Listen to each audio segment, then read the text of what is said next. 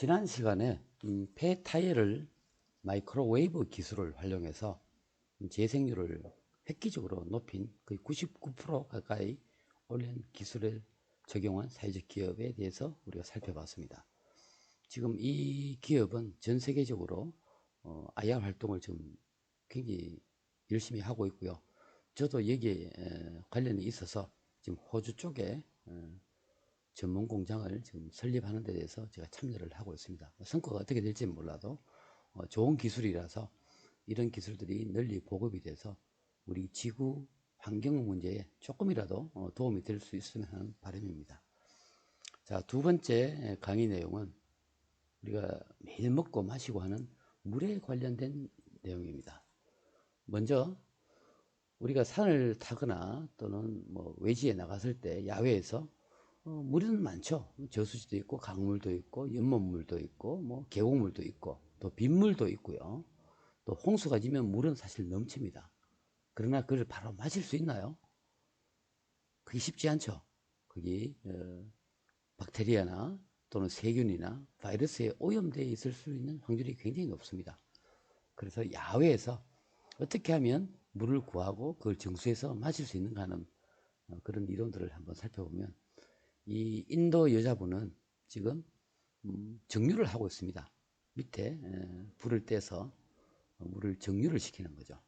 그 물을 가지고 활용을 하는 방법이고요. 이 방법은 좀 불편합니다. 불을 뗄 수 있는 뗄감도 있어야 되고 그걸 담을 수 있는 저런 장독이나 화덕이 또 필요한 그런 여러 가지 번거로움이 있습니다. 그러나 어떤 공동체 마을이라면 또 그 지역에 흐르는 물들이 전부 오염된 물이라면 활용할 수 있는 그런 방법이 되겠죠. 그리고 뭐 이거는 실제로 우리 학부생 여러분들이 산에 갔을 때 이렇게 적극적으로 활용할 수 있는 방법도 됩니다. 흙을 이렇게 우리 페트병에 거꾸로 담아서 이거를 자연 필터로 사용하는 방법이죠. 시간은 걸리지만 위급할 경우 안전이 뭐 100% 보장되지는 않겠지만 우리가 음용할 수 있는 식수로 활용할 수 있는 방법입니다. 그리고 시간은 많이 걸리는데요. 우리가 가을이나 봄이 되면 나뭇잎들이 이렇게 수분을 많이 배출을 합니다. 그래서 나뭇잎에 밤새 이렇게 비닐을 씌워두면 최소한 목을 축일 수 있는 그런 정제된, 정수된 그런 물들을 구할 수 있어요.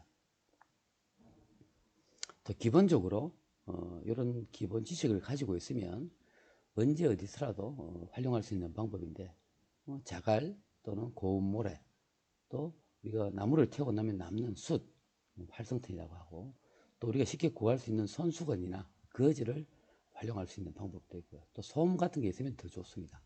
이런 걸 통하면 자연적으로 물이 아래로 향하면서 이런 필터를 거치게 돼요. 그러면 100% 안전하다고 할 수는 없겠지만 마셔도 별 탈이 없는 그런 식수를 구할 수 있는 방법입니다. 또 야외에서 또 사막이나 이런 곳에서 땅을 파서 비닐을 씌우면 그 태양열에 의해서 땅에 있는 수분들이 증발을 합니다. 그것을 이렇게 모아서 밑에 있는 용기에 담아내는 방법이죠. 이것도 뭐 조용 방법으로 활용할 수 있습니다. 그리고 아주 쉬운 방법인데 뭐 오염된 물이 있다면 우리가 높낮이 차를 이용해서 손수건도 되고요. 본인 속옷도 됩니다. 양말도 가능합니다. 조금 냄새가 나긴 하겠지만 그래서 이렇게 적셔 놓으면 물이 아래로 흘러가면서 이 천을 통해서 자연적으로 필터링 효과를 거치는 경우가 됩니다. 이 물 정도는 급한 경우에 마셔도 무방합니다. 그리고 이런 식으로 우리 커피를 내릴 때 필터를 쓰는 방법도 있고요. 뭐 얼마든지 쓸 수 있는 방법이 있습니다. 다만 이런 방법은 내가 재료를 준비해 가야 된다는 그런 번거로움은 있습니다. 마찬가지로 물을 이렇게 끓이면서 아니면 자연 정발을 시키면서 저렇게 드롭되는 원리로 물을 또 구할 수 있는 방법이 있고요. 또 이런 식으로 나무에 비닐 봉지를 매달아서 밑에 간단한 필터링 장치를 걸쳐서 물을 구할 수 있는 방법도 있습니다. 그 외에도 많이 있어요. 저도 군대 생활하면서 이런 방법들을 많이 했는데 여기 아래에 있는 검은 천에 이렇게 물을 담아서 넣는 방법은 자외선을 활용하는 방법입니다. 그래서 물 속에 어떤 앙금이 있으면 깔아앉게 하는 효과도 있지만 자외선을 통해서 우리가 정수를 하는 그런 방법입니다. 그래서 오늘 얘기할 거는 이 사진에서 보는 바와 같이 인도 사진인데, 인도 겐지스강은 사실 사람 죽은 시체도 흘려보내고 각종 오물들이 모두 이 겐지스강으로 배출이 됩니다. 이 물에 많은 인도인들이 목욕도 하고 음용수를 쓰고 있는데, 그러다 보니 이 오염된 물들이 많은 사람들에게 장티푸스나 말라리아나 이런 수인성 전염병을 옮기게 돼요. 그리고 그런 처방이 잘 없으면 많은 사람들이 고통받고 죽어갈 수 있는 그런 위험성이 있습니다. 그리고 이 아프리카인데 땅 속에 땅을 파서 거기에서 솟아나는 물을 이렇게 우리 바구니에 담는 모습인데, 이 물도 사실 안전성은 검증된 게 아니죠. 사실 많이 힘듭니다. 그리고 이분들은 작게는 1시간, 크게는 2시간 정도 이런 물을 길어서 마을로 자기 사는 거주 지역까지 옮기는 아주 고통스러운 일정들이에요. 그리고 마찬가지입니다. 이런 오염된 강물, 기천물을 이렇게 떠서 참 열악하죠. 그러니까 우리가 수돗물을 마신다는 게 정말 얼마나 큰 행복인지 모릅니다. 이 아이도 마찬가지로 저런 흙탕물을 지금 마시고 있어요. 아니면 마실 게 없으니까 궁여지책으로 저런 방법을 써야 되는 겁니다. 그만큼 많은 전 세계 후진국 국민들이 물 때문에 고통을 받고 있어요. 물은 있어도 또 제대로 마실 물이 없다는 것이 바로 문제가 됩니다. 그 물에 대해서 얘기를 한번 해볼까요? 지금 남아프리카 공화국, 사우스아프리카 케이프다운에 지금 대량 식수 위기가 닥쳐오고 있습니다. 여기 보면 물은 있어서 이렇게 정말 우리 같으면 이걸 마실 수가 없죠. 이 물을 어떻게 바로 마시겠어요? 물은 있으나 마실 물이 없다는 게 아이러니하게도 지금 대다수 후진국 국민들이 겪고 있는 고통스러운 문제입니다. 자, 이런 구덩이에 저런 물을 누가 마실까요?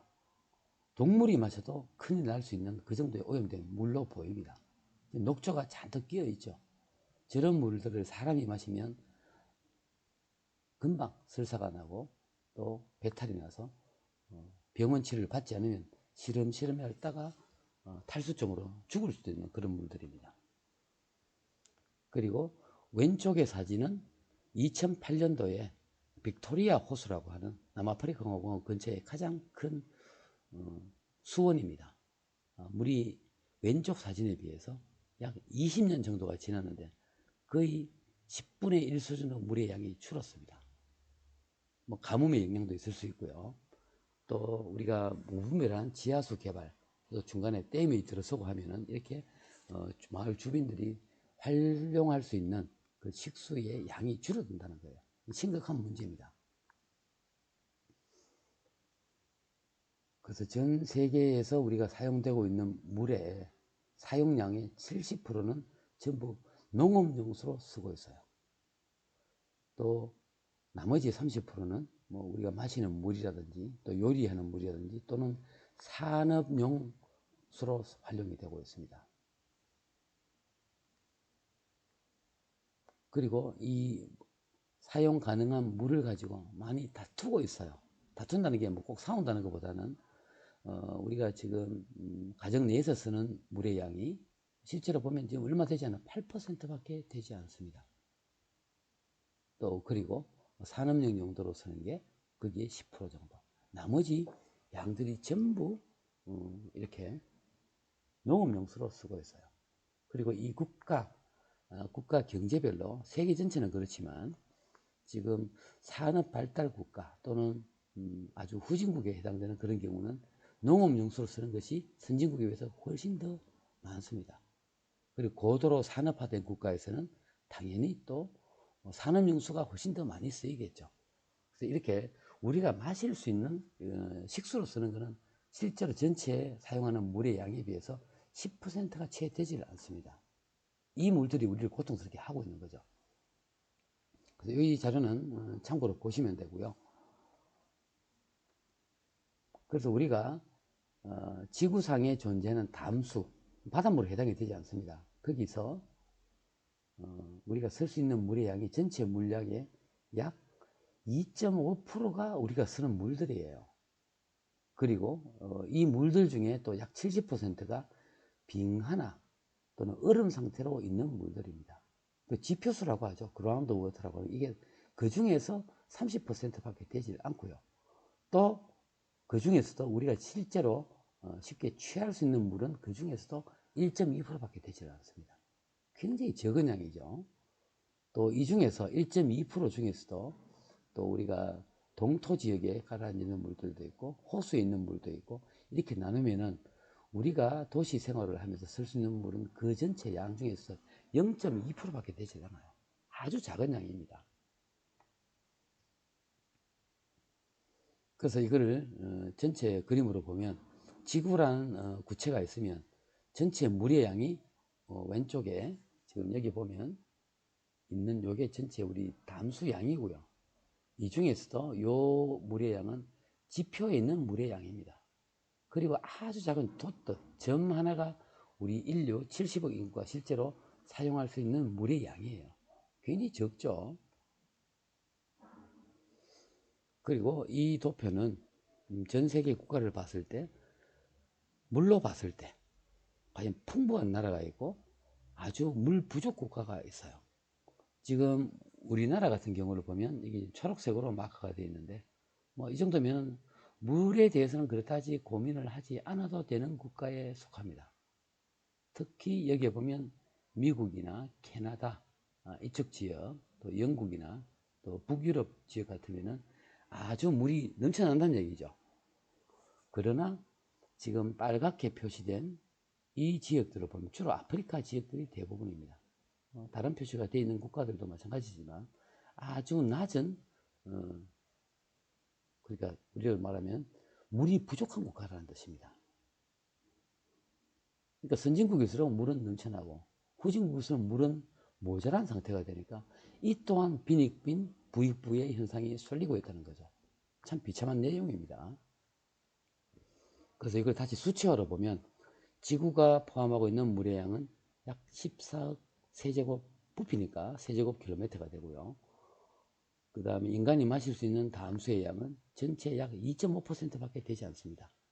이 담수에서 빙하가 차지하는 게 약 70%, 지층수가 차지하는 비율이 31%, 그리고 지층수 중에서 강, 호수가 차지하는 물의 비율이 31%밖에 되지 않아서 이걸 계산을 해보면 전체 지구가 포함하고 있는 물양 중에서 약 0.2%만이 우리 인간이 취할 수 있는 물이란 얘기예요.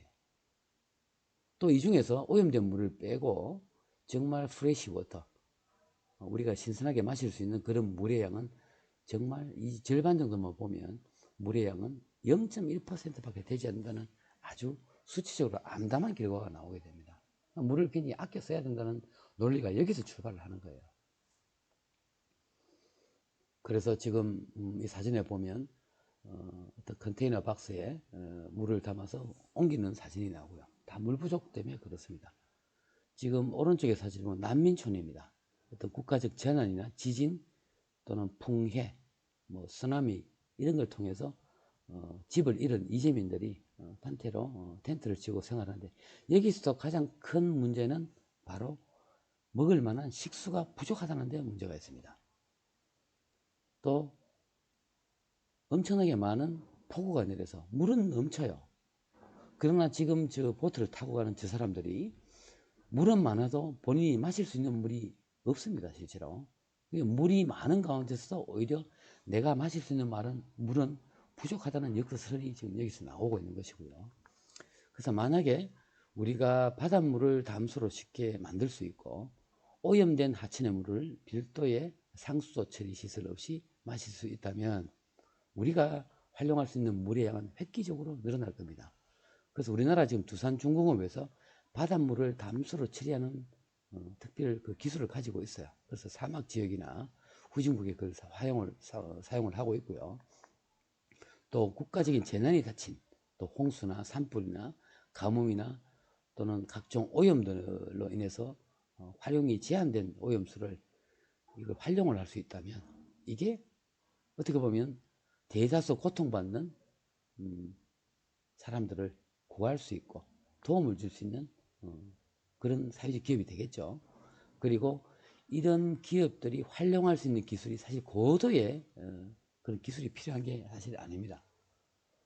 그래서 이 라이프 세이브라는 영국의 회사에서는 이렇게 휴대용으로 가지고 다닐 수 있는 고도 정수 처리기를 개발을 했어요. 그리고 마을 단위에서는 물을 담으면 마을 공동으로 활용할 수 있는 이런 퓨리파이어, 정수기를 또 생산을 하고 있고요. 이 사장분인데 사장님이 지금 테드라는 전 세계 토크쇼에 나와서 그림을 보여주고 있습니다. 잠깐 보시면 이렇습니다.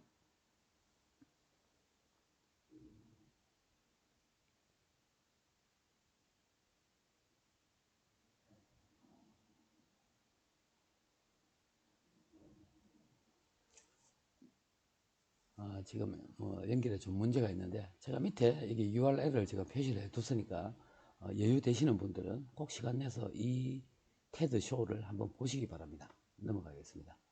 마찬가지로 이분이 지금 필리핀의 한 동네에 저렇게 커다란 라이프 세이버 정수 탱크를 설치를 하고 마을 사람들이 안심하고 먹을 수 있는 그런 물을 공급해주는 그런 보람을 느끼고 있는 겁니다. 메콩강이나 또는 필리핀이나 태국에 있는 강들은 바로 식수로 먹을 수가 없어요. 전부 흙탕물들입니다. 그 물들을 떠와서 저기 부어 놓으면 적어도 마을 공동체가 언제든지 물을 쓸 수 있는 그런 시설을 폐기해 놓은 거죠. 자, 이것도 넘어가겠습니다. 그래서 이런 한 갤런 정도를 활용을 할 수 있고요. 또 사진에 보는 바와 같이 이렇게 물을 담아서 집집마다 가지고 가서 필요할 때 얼마든지 자신이 마시고 요리에 쓸 수 있는 물을 공급받을 수 있는 장치들입니다. 그래서 우리가 방금 지금까지 살펴본 그런 폐 타이어를 재활용하는 기술들, 이건 도심 환경을 사실 개선하는 거고요. 농촌에 있는 땅이 부족해서 하는 그런 문제들도 해소를 할 수 있고, 또 공장이 들어선 지역에서 이런 폐 타이어를 마이크로웨이브로 재생하는 기술을 쓰면 소득도 올라갈 수 있고 자원도 재활용할 수 있고 공기 오염이나 또는 토지 오염과 같은 그런 근본적인 환경 문제를 개선할 수 있다는 점에서 상당히 큰 장점을 가지고 있는 것이죠. 또 두 번째 본 라이프 세이버 워터 퓨리파이어 같은 경우는 부족한 물을 실제 부족하지는 않아요. 주변에 흐르는 물은 많습니다. 웅덩이에 고인 물도 많고 이런 물들을 오염된 물들을 식수로 활용할 수 있다는 겁니다. 얼마나 큰 도움이 될까요? 물 없이 이틀을 우리가 살 수가 없습니다. 또 우리 대구 지역만 해도 신천이 있고 금호강이 있는데 그 물을 바로 마실 수는 없어요. 그러나 저런 정수장치를 활용을 하면 그 물들을 언제든지 우리가 즉각 마실 수 있는 자원으로 활용할 수 있다는 점에서 이런 기술들은 크게 고도로 발전된 그런 첨단 기술을 필요로 하지는 않지만 적절하게 활용할 수 있는 기술들이고, 이런 기술들을 대다수 공공적인 이익을 위해서 활용한다면 그게 바로 우리가 지향하는 사회적 기업의 특징이 아닌가.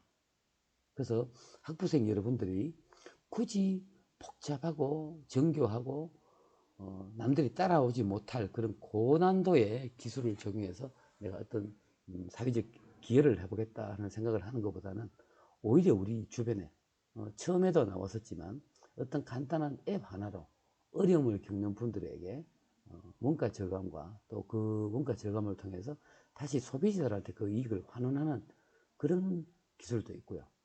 또 노동력 착취를 통해서 비난받고 있는 그런 커피나 이런 유통관계에서도 공정한 무역 거래를 통해서 누구나 공정한 이익을 가져갈 수 있는 시스템을 만드는 것도 또한 사회적 기업이 가질 수 있는 장점이자 앞으로도 미래 사회에서 주력 사업으로 키워나가야 될 그런 산업이라고 볼 수가 있습니다. 그래서 우리가 여러 가지 뭐 일들이 많지만 이 SIT라고 저는 표현을 해요. 그 약자인데 SIT는 S는 social, E는 enterprise, A는 appropriate, 적정이란 기술이죠. 그리고 T는 technology.